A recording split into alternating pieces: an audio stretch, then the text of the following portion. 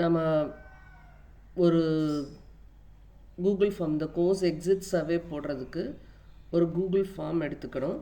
அதில் நம்ம வந்து கோர்ஸ் எக்ஸிட் சர்வே அப்படின்னு கொடுத்துக்கிட்டா போதும். நமக்கு எல்லாருக்குமே இது தெரியும் இல்லையா, கோர்ஸ் எக்ஸிட் சர்வே கொடுக்கறது. அந்த இது மட்டும் நான் சொல்லித்தரேன். இப்போது இதில் வந்து நம்ம ஒரு வேர்ட் ஃபார்மேட்டில் இப்படி போட்டு வச்சுக்கணும் ஒரு சாம்பிள். இப்போ ஃபார் எக்ஸாம்பிள் நான் என்னுடைய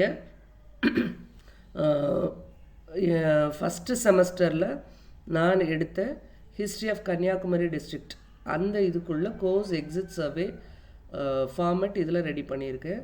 ப்ரோக்ராம் வந்து பிஏ செமஸ்டர் 1, கோர்ஸ் டைட்டில், அப்புறம் கோர்ஸ் கோடு, அதுக்கு பிறகு இந்த 5 ஸ்கேல் படி நம்ம ரெடி பண்ணிக்கிறணும்.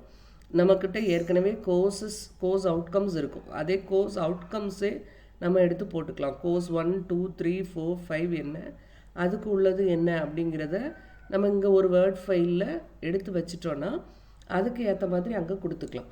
இது என்ன பண்ணணும் அப்படின்னு சொன்னால், இந்த இதையே நம்ம காப்பி பண்ணி கோர்ஸ் CO1 அதை காப்பி பண்ணி இங்கே நம்ம கொஸ்டினுக்கு கொடுக்கணும். இதில் ஃபஸ்ட்டு இதில் அவங்களுக்கு நேமு அதெல்லாம் கொடுத்துக்கணும். அதனால் நான் அதை விட்டுட்டு இங்கே கொஸ்டினை வரேன். இப்போது ஃபஸ்ட்டு இதில் நம்ம என்ன கொடுக்குறோம்னா நேம், பிள்ளைங்களோட நேம் வேணும். அதனால் நேம் ஆஃப் த ஸ்டூடெண்ட் அது கொடுத்துறோம். அது ரெக்கார்டாக வச்சுருக்கோம். அதுக்கு அடுத்தது அவங்களுடைய ரெஜிஸ்டர் நம்பர்,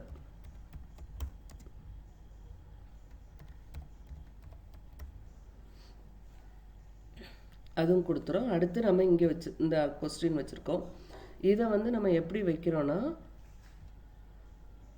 அந்த லீனியர் ஸ்கேலில் வைக்கிறோம். சரியா? அதை நம்ம செலக்ட் பண்ணிட்டோம்னா இது வந்துடும் 1 to 5 இப்படி வந்துருச்சு இல்லையா. இதில் நமக்கு லேபிள் 1 என்னது, லேபிள் 5 என்னன்னு கொடுத்துட்டா போதும்.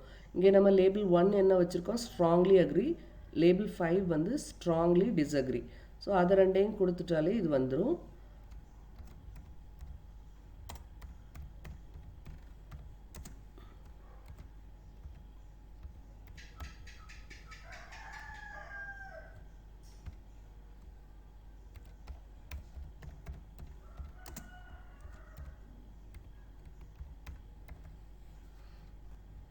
டியூப்ளிகேட்டே கொடுத்துடலாம்.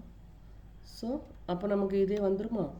நமக்கு திரும்ப இந்த வேர்டில் இருந்து இந்த செகண்டை மட்டும் எடுத்து காப்பி பண்ணிட்டு எடுத்து இங்கே காப்பி பண்ணிடலாம். அடுத்து திரும்ப டியூப்ளிகேட் பண்ணிவிட்டு எத்தனை CO இருக்கோ அத்தனை COவுக்கு நம்ம காப்பி பேஸ்ட் பண்ணிட்டா போதும். பண்ணிவிட்டு நம்ம பிள்ளைங்களுக்கு அனுப்பிட்டோம்னா அவங்க பிள்ளைங்க போட்டு தந்துடுவாங்க. இந்த லிங்கை கொடுத்து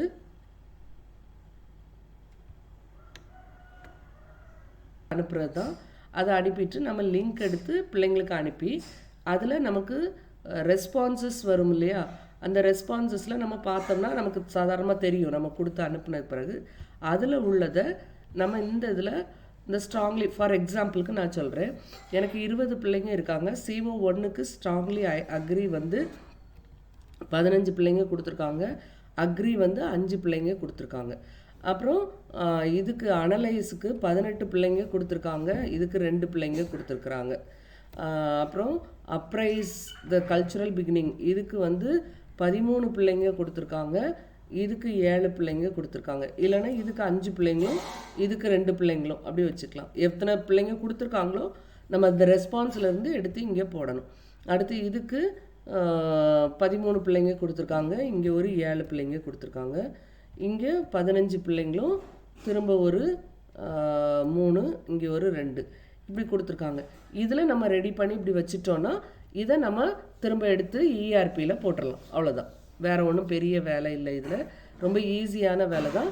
ஃபஸ்ட்டு நம்ம இப்படி ஒரு வேர்ட் ஃபைல் ரெடி பண்ணி வச்சுட்டு இதில் இருந்தே நம்ம அங்கே எடுத்து காப்பி பண்ணி போட்டு அந்த கலெக்ட் பண்ண நம்பரை நம்ம இங்கே போட்டோன்னா ரொம்ப ஈஸியாக இருக்கும். அவ்வளோதான். தேங்க்யூ.